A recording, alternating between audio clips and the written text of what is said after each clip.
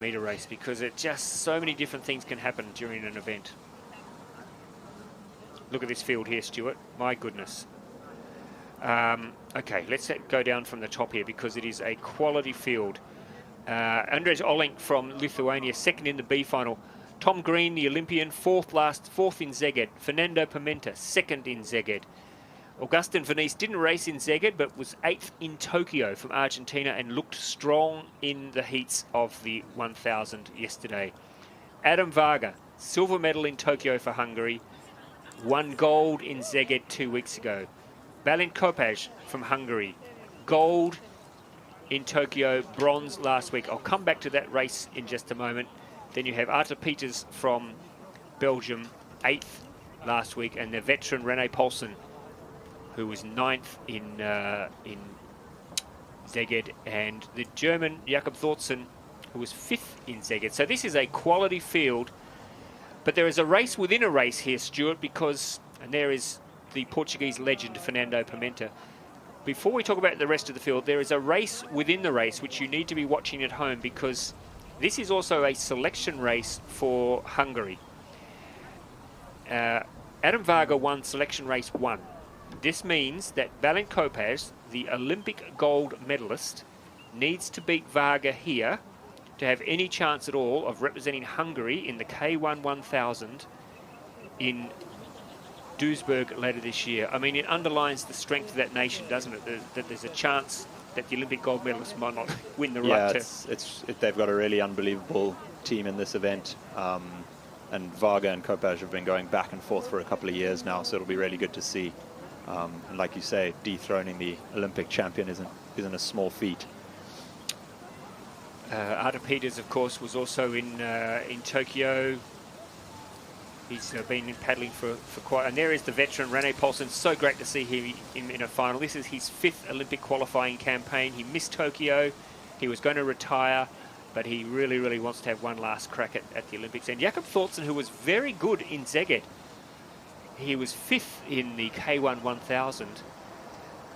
Adam Varga was so impressive, Stuart, wasn't he, in Szeged? Unbelievable. He looked so relaxed. It almost looked like he was out for a Sunday paddle. Breathing through his nose. Just so comfortable. If he can repeat that here today, it'll be an incredible performance. Fernando Pimenta took a different approach to the race in Szeged. He normally goes out very, very fast. He was a much more measured paddler in Szeged. And in the end, he beat everybody except Varga. You expect Pimenta will give this a bit of a challenge as well. Tom Green, the Australian, of course, gets stronger every time he gets on the water. The Argentinian Venice, it's just a quality field from top to bottom. There is Fernando Pimenta, always with the red cap on backwards, always very, very focused. Looks like he's going out pretty strong this week, and in the middle of the field, just watching each other, the race within a race. Adam Varga, Balint Kopaj. There's not only World Cup gold at stake here, there is also the right to represent Hungary at the World Championships this year on the line for the Olympic silver and gold medalist. There is Varga. Look at him, just such a... So relaxed. Makes it look easy. So he's out in the lead at the moment. Obviously, he's very comfortable there. Kopaj just biding his time. How's his stroke looking, Stuart? Slightly higher stroke rate, but he seems to have it under control. I think Pimenta in lane 2 there, lane 3. Just holding on, like you say, he normally goes out pretty hard, but he seems to be a bit more measured this season. Yeah, he seems to be taking he's taking a different approach. He told me he was trying a different style rather than throwing everything on the line early on and blowing everyone out of the water. Maybe he realizes, maybe that's a sign of respect for Varga, who, whoa, look at this. He is really flexing his muscles early on here. He's set down the challenge to his teammate. He says, if you want to beat me, you're going to have to work very hard. But gee, he looks comfortable, Stuart. Yeah, going through the 500 in 147 with 500 to go is really, really impressive. So, Adam Varga in command at this stage. Fernando Pimenta across in lane 3. Balint Kopaj next to Varga. That is the race for silver at the moment. Kopaj has work to do. I don't think he can get back from there. The only challenge could be from Pimenta, but Adam Varga, wow, he just looks, look at that. Does he look like he's comfortable to you, Stuart? Looks like a Sunday afternoon paddle. It's unbelievable. Slow stroke rate, really measured, easy breathing. The experts tell me the key to his stroke is he paddles, he's very close to the edge of the boat, very close to the boat, which gives him maximum power. Look at this. He is in control at this stage. Now Pimenta is starting to dig a bit deeper. But I don't think anybody can get near Adam Varga. Wow, this is a big warning shot which has been fired across the bows. This is as strong a final lineup as you're likely to see all year. Maybe with a German coming back later, maybe Jakob Hoff when he's fully fit. But at the moment, this man has this race under control. Wow, this is a very strong message that Adam Varga has sent out. Kopacz now trying to get back with him, but I think the race is gone. Adam Varga has blown them out of the water, and if anything now, he's really starting to dig deeper.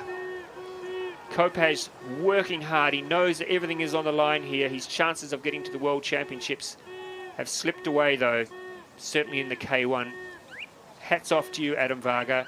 It is a complete rerun of Szeged 2 weeks ago. Varga first, Pimenta second, and Kopacz third. But I tell you what, Stuart Bristow, if you were a K1 1000 paddler, you would start to be very concerned now about this young man. Yeah, I mean, his form this season is just unbelievable. He's just making it look so easy. Really, really good race to watch, if you can call it a race. Yeah. I mean, what do you pick up by watching his technique? What is it about him that makes him so efficient? I mean, it's just so controlled. It almost doesn't make sense how he can go so fast, making it look so easy. Everyone else is struggling over the line. You can see Kopacz there struggling to breathe, and Varga just looks like he's been out for a stroll. Really unbelievable. Really, really is. I think that it's a long way to Paris, but wow, Adam Varga, he's got 1 foot on the top podium already with that sort of style. I mean, Fernando Pimenta is no slouch, and he could not keep up with the young Hungarian, who, by the way, is one of the nicest men you're going to meet off the water. He just loves paddling, but the Hungarians tell me he's a very focused young man. He's off at university studying, he's preparing for a life after canoeing. Just tremendous to see him have such success on the water. And he has sent out a very strong signal to the rest of the men's K1 1000 field. Catch me if you can will be the message. Pimenta second, Kopacz third, and Tom Green sneaking into fourth.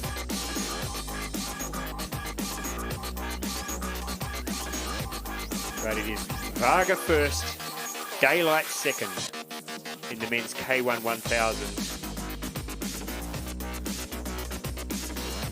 We'll talk a little bit more about what this might mean for Balin Kopacz in just a moment, but let's hear from our gold medalist, Adam Varga. About this race? I'm very glad to manage to win, because it's not just a World Cup for me and Balin, it's also a qualification race for the World Championships. So it's a very important race for me. Thank you. So, yeah, just underlining what we're saying there, about there was much more at stake for him there than just a World Cup. And looking down the rest of the field there, Stuart, Jakob Thorsten, in the absence of some of the big German power hitters, he's starting to make a bit of a mark as well. Yeah, it was a bit of a longer race today. So